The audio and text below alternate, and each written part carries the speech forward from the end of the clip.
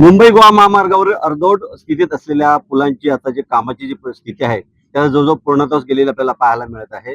मी आता संगमेश्वरच्या सोनू नदीवरील ब्रिजवर उभा आहे आणि तुम्ही पाहताय जवळजवळ ह्या ब्रिजचं काम आहे ते 98% पूर्ण झालेलं आहे.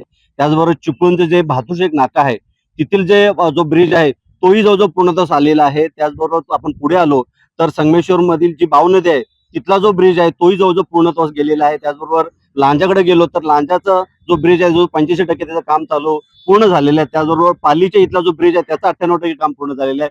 एकंदरीतच या ब्रिजवरून जेव्हा ह्या रस्त्यावरून प्रवास करणारे जे मुंबईकर आहेत किंवा चाकरमानी आहेत त्यांचा येणारा जो पुढच्या दिवसाचा जो प्रवास आहे तो खूप सुखकर होणार आहे. कारण पाऊस आता काही दिवसात काही तासावर लागायला सुरुवात होणार आहे आणि मग जो या आधी मुंबईकरांचा किंवा चाकरमान्यांचा जो प्रवास आहे तो चिखलात व्हायचा तो आता कुठेतरी चांगला होणार आहे. वाहतूक कोंडीपासून त्यांची सुटकारा होणार आहे. त्याचबरोबर काही महिन्यातच गणपती येणार आहेत. गणपती येणारे चाकरमान्याचे लाखो संख्येनं असतात आणि त्यांचाही जो प्रवास आहे तो एकदम सुखकर होणार आहे. त्यामुळे चिपळूण असेल, संगमेश्वर असेल किंवा मग लांजा असेल, पाली असेल, इथले जे पूल आहेत ते जवळजवळ पूर्णत्वाच होत जाताना आपल्याला दिसत आहेत.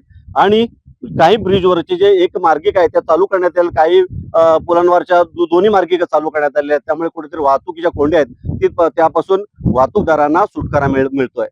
कॅमेरामॅन प्रफुल्ल सह मी राजेश जाधव, न्यूज 18 मराठी, रत्नागिरी.